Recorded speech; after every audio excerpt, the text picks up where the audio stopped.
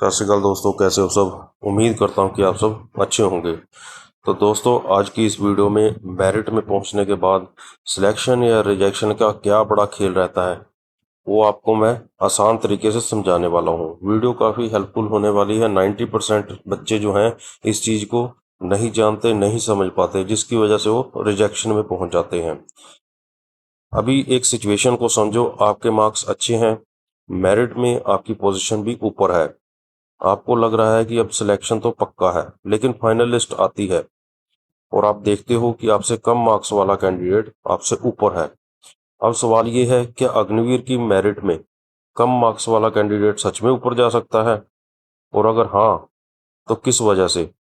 आज इसी कंफ्यूजन को एकदम आसान तरीके से आपको समझाऊंगा। वीडियो में अंत तक जरूर बने रहें। मेरिट को सिर्फ एक कैंडिडेट के मार्क्स देखकर जज करना सही नहीं है, क्योंकि सिलेक्शन में सिर्फ ये देखना काफ़ी नहीं है कि मेरे इतने मार्क्स हैं और दूसरे के इतने। असल कंपैरिजन किस चीज़ का करना चाहिए, यहीं से पूरी कहानी बदल जाती है।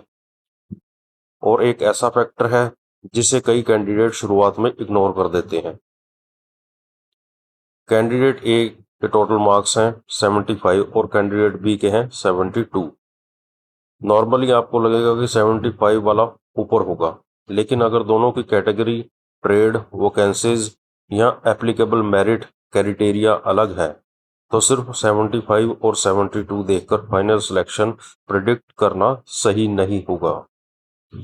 तो फिर मेरिट एक्चुअली डिसाइड कैसे करते हैं, चलो वो भी मैं आपको स्टेप बाय स्टेप समझाता हूँ। सबसे पहले एक बात को याद रखो, मेरिट और कट ऑफ एक चीज नहीं है, ये दोनों अलग अलग चीज हैं।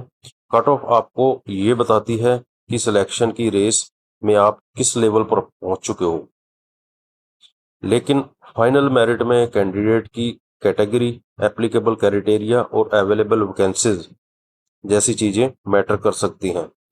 इसलिए अगर किसी कैंडिडेट के मार्क्स कम दिख रहे हैं तो उसका मतलब ये नहीं है कि उसे बिना किसी रूल के ऊपर कर दिया जाएगा। अब यहाँ एक बहुत इंपॉर्टेंट सवाल आता है, अगर दो कैंडिडेट की कैटेगरी सेम है और मार्क्स भी ऑलमोस्ट सेम है, तो पहले किसका नाम आएगा। यहीं पर बहुत सारे कैंडिडेट गलत एस्टिमेट लगा देते हैं और इसी वजह से फाइनल लिस्ट देखकर उन्हें लगता है कि मेरे साथ गलत हुआ। इसलिए किसी दूसरे कैंडिडेट के सिर्फ टोटल मार्क्स देखकर अपनी पोजीशन कंपेयर मत करो। पहले देखो कि उसकी कैटेगरी क्या है, किस वैकेंसी, ट्रेड के अंगेज उसका कंसिडरेशन हुआ है, और उस रिक्रूटमेंट के ऑफिशियल मेरिट क्राइटेरिया क्या है।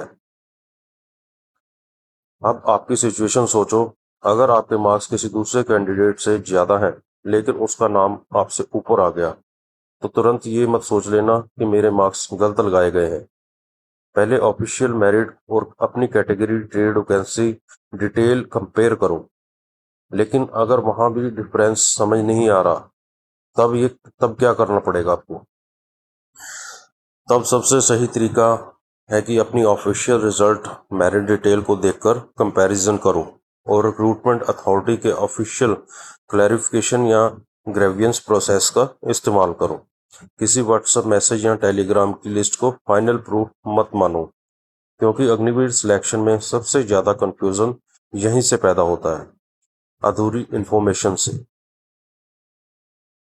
और एक बात हमेशा याद रखना, मेरिट में किसी कैंडिडेट का ऊपर या नीचे होना सिर्फ एक नंबर देखकर समझने की कोशिश मत करो। अगर तुम चाहो तो अगली वीडियो मैं एक ऐसे एग्जाम्पल देकर बना सकता हूँ जिसमें कैंडिडेट के मार्क्स कंपेयर करते समय कौन कौन सी चीज़ें देखनी चाहिए, ताकि फाइनल मेरिट लिस्ट को देखकर तुम्हें कंफ्यूजन ना हो। क्योंकि हो सकता है कि जिस कैंडिडेट को तुम कम मार्क्स वाला समझ रहे हो उसकी कैलकुलेशन पूरी तरह अलग हो।